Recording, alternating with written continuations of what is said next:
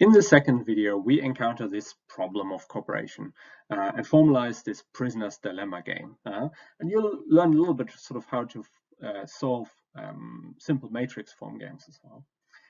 If you have already done the readings in the Economy, Society and Public Policy book, you have also already encountered a prisoner's dilemma type situation in the sort of social dilemma between Anil and Bala, who have to decide whether to use pesticides or not. Now, why is it called the prisoner's dilemma?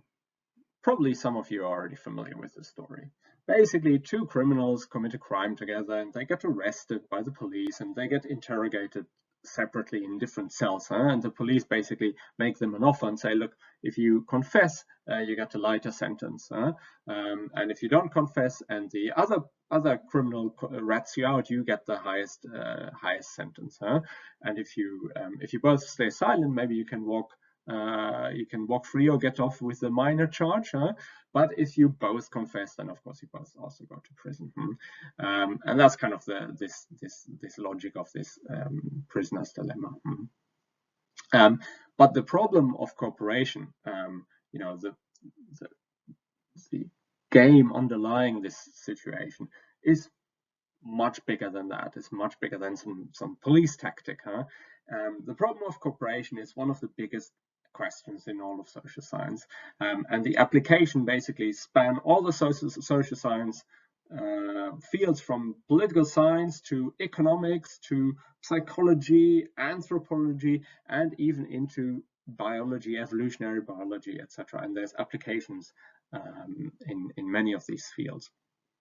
So it's really important to understand the basic intuition. And in the video, we'll also encounter sort of the basic idea of game theory, and we'll encounter the concept of the Nash equilibrium. And this is John Nash on the right, the mathematician who first formalized this. Some of you may have seen the movie A Beautiful Mind, about him sort of descending into madness, of course. But he was, of course, a brilliant mathematician who found this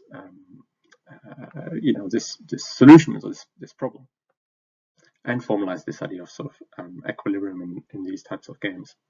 I think the problem of cooperation is best introduced using a practical example, and we'll use an example that, at least during normal times, is very familiar to students around the world, and that is the dirty kitchen game. And I call this the dirty kitchen game. Okay, so many of you will live in shared accommodation. I used to back in the day when I was a student as well. And what happens is, of course, that you have people over to have a party, and maybe there's some drinking going on, and some eating and some dancing, and people are having a good time.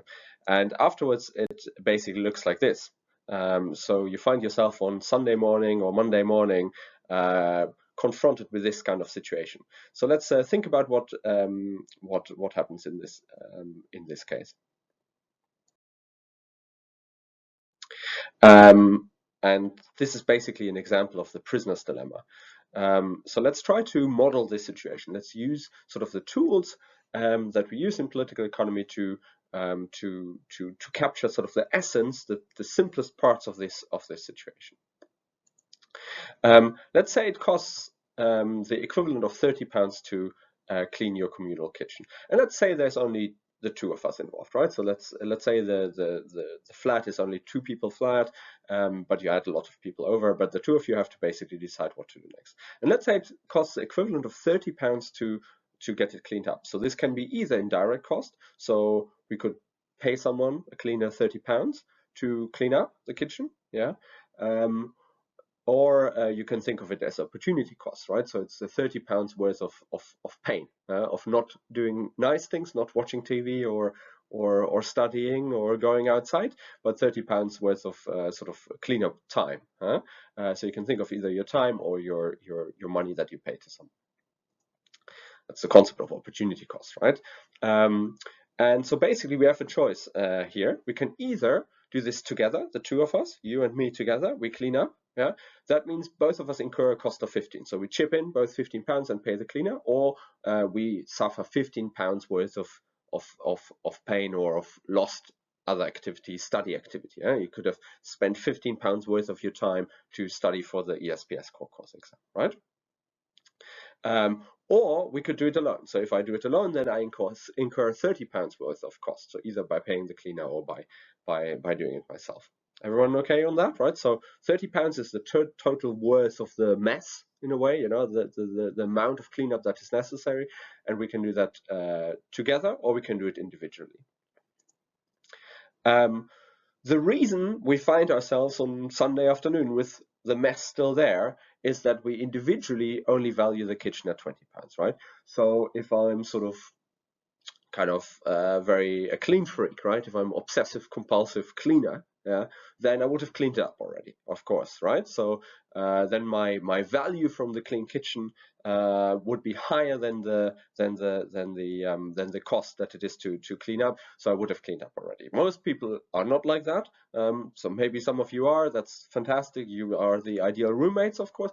But in many cases, that's not going to be the case, right? So we value the clean kitchen more than we than the cost of the cleanup individually. Okay, that's why the mess is still there. Else we don't have a game. We don't have a problem. Okay. But that means that there are 4 possible outcomes. Okay. So either I clean and you help, or I clean and you don't help, or I don't clean and you do it, or I don't clean and you don't clean, right? So in this situation, we do it together. In this situation, I don't do it, but you do it. In this situation, you do it, but I don't do it. And in this situation, neither of us do it. Okay?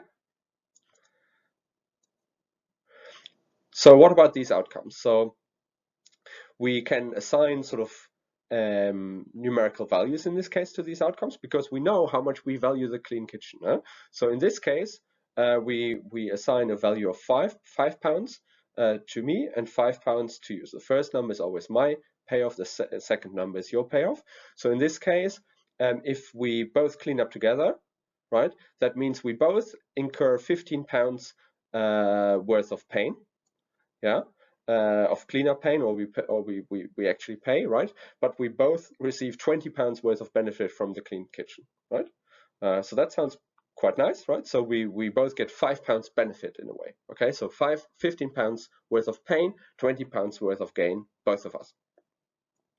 What are the other possible situations? So what about this situation? So if I do the cleanup and you say, oh, I have an important ESPS core course event to attend to, I have to study, I have to do other things, I have to go, sorry, you got to do the cleanup. Then what happens? Then basically I find myself in a situation where I clean and you don't clean. Yeah. And how is that? So for me, that means I incur £30 worth of cleaning cost, but I get only £20 worth of benefit. So that's a minus £10 kind of situation for me. And you get all the £20 worth of enjoyment of the clean kitchen without doing any of the work, without cleaning up. Okay. So what about, that sounds kind of nice for you, right? So what about the situation where I don't do it and you do it? Well, it's symmetric, isn't it? So in this case, I don't clean, so I get £20 worth of enjoyment out of the clean kitchen because you do it, and you incur £30 worth of pain and get £20 worth of benefit from the clean kitchen, so you incur minus 10. Yeah. And the last outcome, of course, neither of us cleans, which means that we both don't incur the cost, but we also don't enjoy the benefit from the clean kitchen.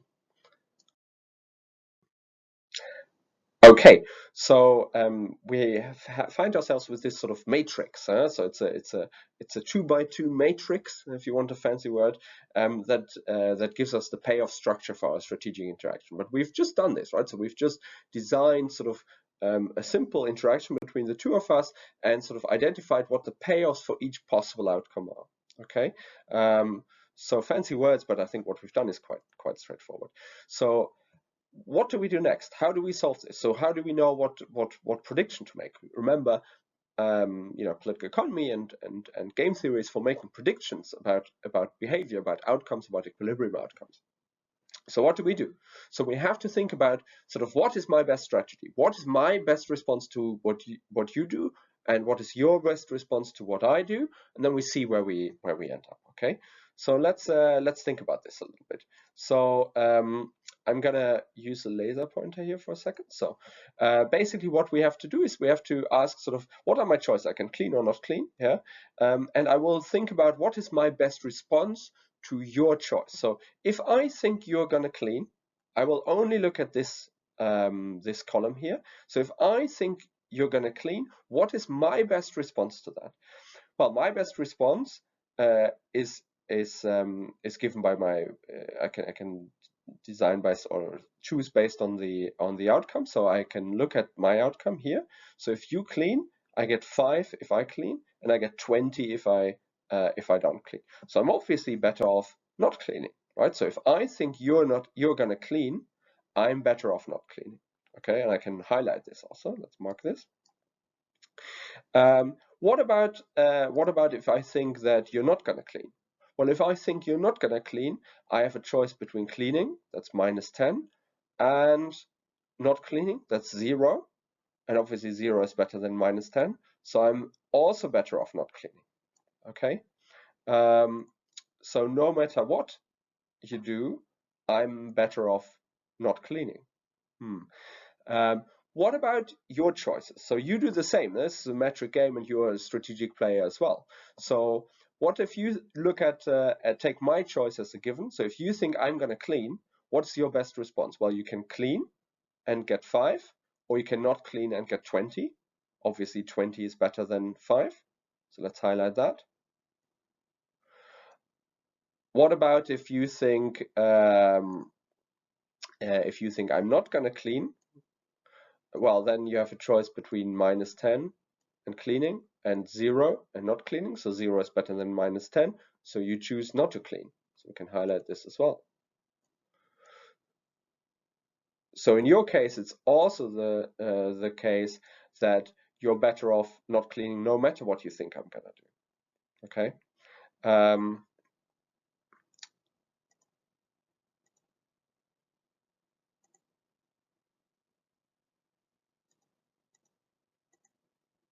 How do I turn the laser pointer back off? So, so if the other person cleans, I'm better off free riding. And so in this case, 20 is better than 5, yeah? And if the other person doesn't clean, I'm better off with the dirty kitchen, right? 0 is better than -10. And of course, you face the same situation. So we end up in a situation where we end up with the dirty kitchen, where it's Sunday evening and neither of us has cleaned it up, because we know that if we think the other person is going to do it, we're going to run away, and you think the same way about this.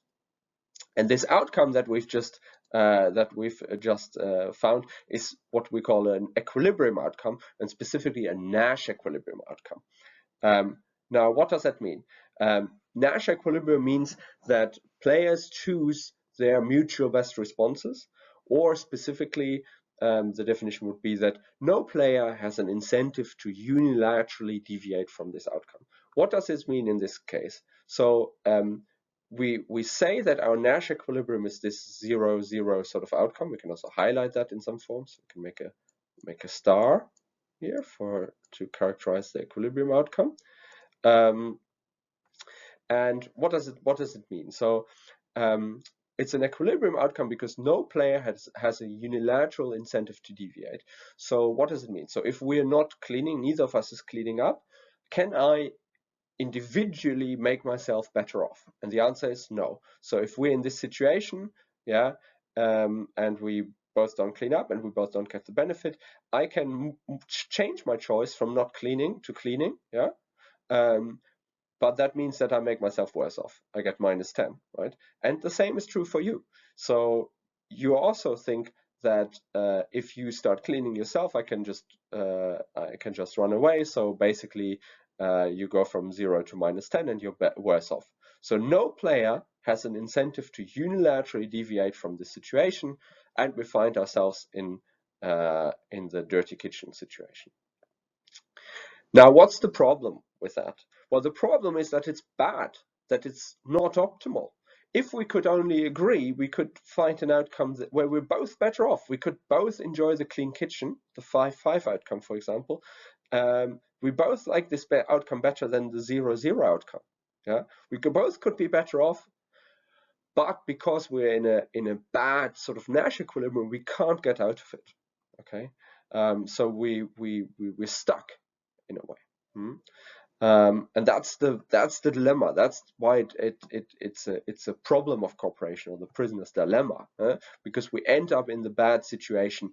Although we would be better off if we could only agree on working together and cooperating. So the dirty kitchen game is a good example of this Nash equilibrium, sort of bad outcome in the prisoner's dilemma. But like I said, so the prisoner's dilemma stands for a large class of situations, and this problem is also often known as the problem of cooperation. The prisoner's dilemma or problem of cooperation are the same thing, and they characterize a large class of situations. Basically, any case where you have an interaction that looks a bit like what we have on the slide here, you have yourself a cooperation problem or prisoner's dilemma type problem. So the standard terminology here is to use the words cooperate for the cooperative sort of play, the cleaning, and defect for the bad action, for the cheating action, whatever it is. And as long as the payoffs are as in this matrix here, so as long as the temptation of defecting when the other person is cooperating is larger than the reward for both of us playing well, doing the right thing, is larger than the punishment, so the situation where we both sort of play the bad option, the defect option, is larger than the sucker's payoff, so being the loser, the one who cooperates while the other person defects. So as long as this sort of ordinal ranking of outcomes is given, a situation can be characterized or can be described as a prisoner's dilemma or problem of cooperation.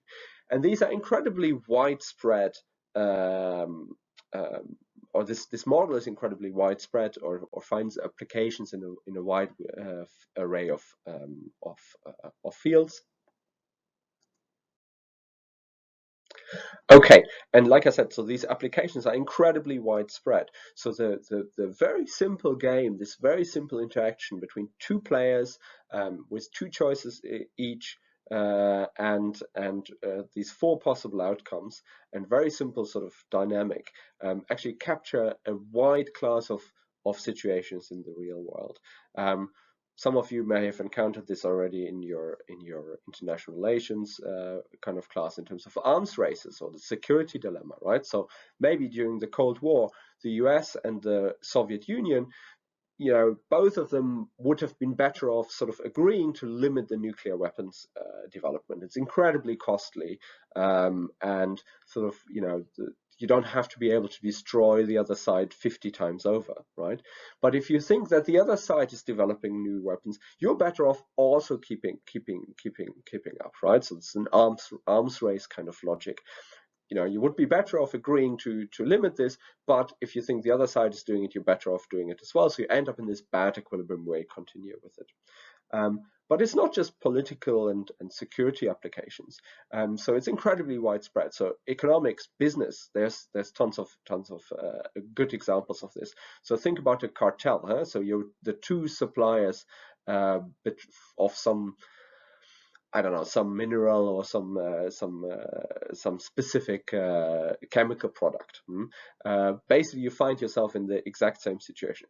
If you can agree, and that's why cartels are so bad. If you can agree to produce certain amounts or to charge a certain price, you can extract incredible profits from the consumers, and that's really, really bad for the economy and really, really bad for the consumers.